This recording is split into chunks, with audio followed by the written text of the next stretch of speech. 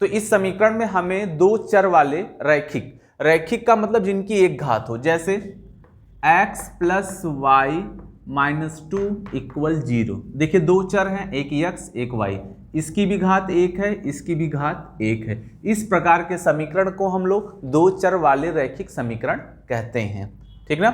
अब अगर इनका हमें लिखना पड़े व्यापक फार्मूला तो कैसे लिखा जाता है, ax by plus c equal to 0, ठीक है। लेकिन यहां बोला है युग्म, ये अकेले नहीं आएंगे, दो समीकरण आएंगे। तो दो समीकरण का मतलब अगर हमने इसको a1 b1 और क्या मान लिया c1, तो दूसरा क्या होगा a2x b2y और प्लस c2 इक्वल टू 0।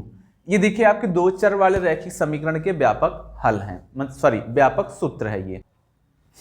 अब देखिए इन समीकरण को हल करने की विधि, देखिए हल कैसे होते हैं। इनका पहला विधि होता है विलोपन विधि। देखिए पहले हमने क्या कहा था, इंट्रोडक्शन है, तो कैसे ये सॉल्व होगा, ये हो गया इनका विलोपन विधि। दूसरा इनको सॉल्व करते हैं प्रतिस्थापन विधि से, प्रतिस्थापन विधि से, ठीक है। दो विधियों से इनको सॉल्व किया जाता है, एक विलोपन विधि से और एक प्रतिस्थापन विधि से, ठीक ना। ये दो विधि हल करने का है। अब इसमें सबसे ज्यादा मोस्ट इंपॉर्टेंट क्या है, आइए उसको देख लेते हैं। देखिए इसमें प्रतिबंध हमने तो अभी पढ़ लिया कि विलोपन और प्रतिस्थापन से इनके समीकरण को हल किया जाता है। एक हमें ग्राफ विधि से समझना पड़ता है। तो ग्राफ में देखो पहला मेथड ये होता है, ये देखिए दोनों का अनुपात, कि अगर हम a1 अपॉन में a2 not equal b1 upon में b2, ठीक है। देखिए अगर प्रतिबंध हो जाए a1 अपॉन में a2, जैसे इसके अपॉन इसके अपॉन कर लिया और देख रहे हैं कि दोनों वैल्यू इक्वल नहीं हुआ, तो इस कंडीशन में क्या होगा, इनका ग्राफ देखिए इस तरीके से बनता है। अगर ऐसे कंडीशन है तो मान लो पहले समीकरण का ग्राफ हमने ऐसे ड्रॉ कर लिया और दूसरे समीकरण का ग्राफ ऐसे ड्रॉ कर लिया, तो यह एक रेखा दूसरे रेखा को एक बिंदु पर काटेंगे, ठीक है। इनका ग्राफ यही आता ही है। तो इनको बोला जाता है कि यह जो रेखा है प्रतिच्छेदी रेखा है, प्रतिच्छेदी रेखा है, ठीक है। पहला ये कंडीशन। दूसरा इनके अद्वितीय हल है, अद्वितीय हल का मतलब केवल एक आंसर होंगे। ये एक रेखा दूसरे रेखा को जितने बिंदुओं पर काटती है वही उसके आंसर होंगे। तो यहाँ पे केवल एक जगह काटी है, इसको तो अक्ष पे काटी है, इसको मत जोड़िएगा। एक रेखा यह रेखा एक दूसरे को एक बिंदु पे काटी है, तो इनको बोला जाता है अद्वितीय हल, केवल एक हल। ऐसे भी कहीं कहीं लिखा रहता है केवल एक हल, ठीक। तीसरा हमें क्या पढ़ना होगा कि ये संगत है। ये क्या है, संगत। जिनका हल होता है वही क्या होते हैं, संगत होते हैं। तो पहला कंडीशन आपने ये पढ़ लिया।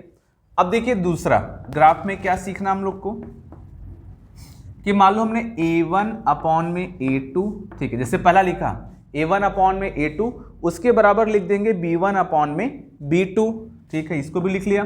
अब देख रहे हैं कि अगर ये दोनों इक्वल है तब आगे बढ़ेंगे, नहीं इक्वल हुआ तो हम यहीं रुक गए, अगर कट हो गया, लेकिन अभी बराबर है तो आगे बढ़ते हैं। तो मान लो हम तीसरा निकालें c1 अपॉन में c2, तो तीसरे वाले में दो प्रतिबंध हो सकते हैं, या तो वो कट कर सकता है या तो वो क्या कर सकता है, इक्वल कर सकता है। तो मान लो पहला हमने इक्वल कर दिया। अब देखिए इसके कैसे रेखा बनते हैं, ऐसे इनका क्या ग्राफ बनेगा। इनका ग्राफ ऐसे बनता है, मान लो हमने पहला समीकरण लिया, इसका ग्राफ ऐसे बना दिया, ठीक ना, ठीक। अब दूसरी रेखा लिए, अब इसका ग्राफ बनाना है, तो दूसरी जो हम लोग का समीकरण है उसका भी रेखा जस्ट इसी से होके जा रहा, देखिए इसी पे पूरा सेम टू सेम, L और M दोनों रेखाएं एक ही पर हो गई।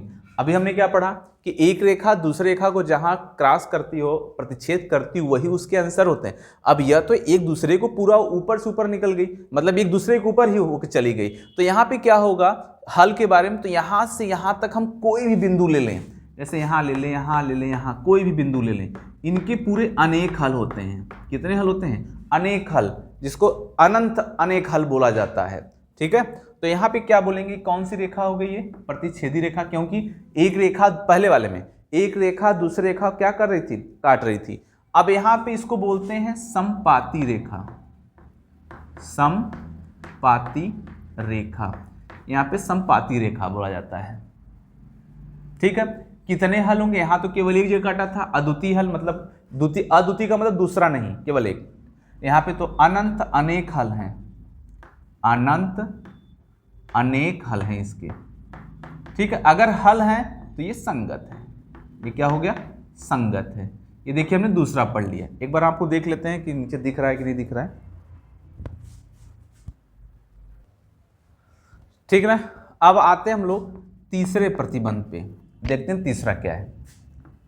A1 अपॉन में A2 इक्वल B1 अपॉन में B2 not equal C1 upon में C2। अब यहाँ पे देख रहे हैं, यहाँ पे पहला ही बराबर नहीं रहा, यहाँ तीनों बराबर हो गए, यहाँ दो बराबर है लेकिन तीसरा बराबर नहीं रहा। तो अब क्या करना होगा हमको, प्रतिच्छेदी रेखा है, समपाती रेखा है।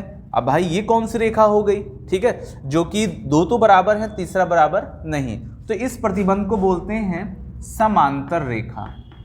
कौन सी रेखा, समांतर रेखा। ठीक है, इसके हल कितने होंगे, इनका कोई हल नहीं, कोई हल नहीं। अभी हम बताते हैं ग्राफ से आपको।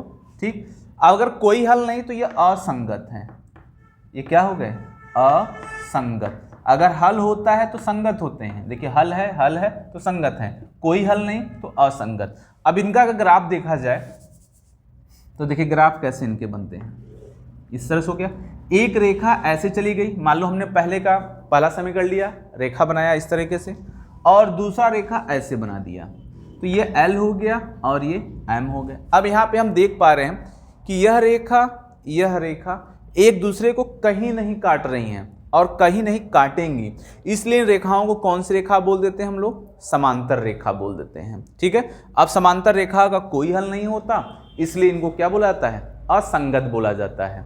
क्लियर हुआ ना। तो ये देखिए इंपॉर्टेंट है, एग्जाम में इसमें से आते हैं क्वेश्चन, ऑप्शनल तो बहुत ज़्यादा इसी में से पूछा जाता है। ये तीनों प्रतिबंध आप याद रखे रहिएगा, इनके क्या क्या रूल्स होते हैं ये याद रखे रहिएगा, इसमें से आपको 1-2 नंबर ऑलरेडी एग्जाम में बन जाएंगे। ठीक ना।